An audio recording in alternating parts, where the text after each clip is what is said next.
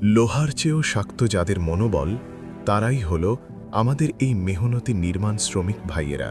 কখনো কি কাছ থেকে দেখেছেন বিশাল বিশাল লোহার ভারী পাত্তি আর রডের বোঝা যখন একজন শ্রমিকের ঘাড়ের উপর চাপে, তখন তার শরীরের প্রতিটি রগ কিভাবে টান টান হয়ে ফুলে ওঠে।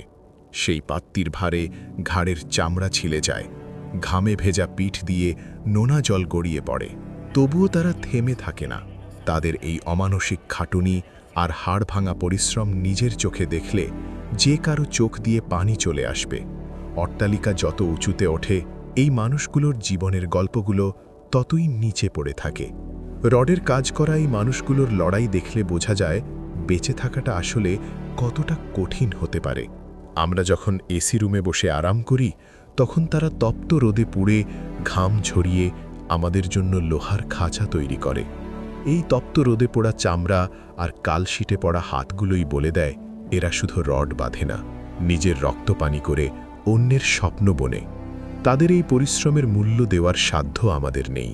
হে আল্লাহ, আমাদের এই মেহনতি ভাইদের রিজিকে বরকত দিন এবং তাদের সুস্থ রাখুন। আমিন।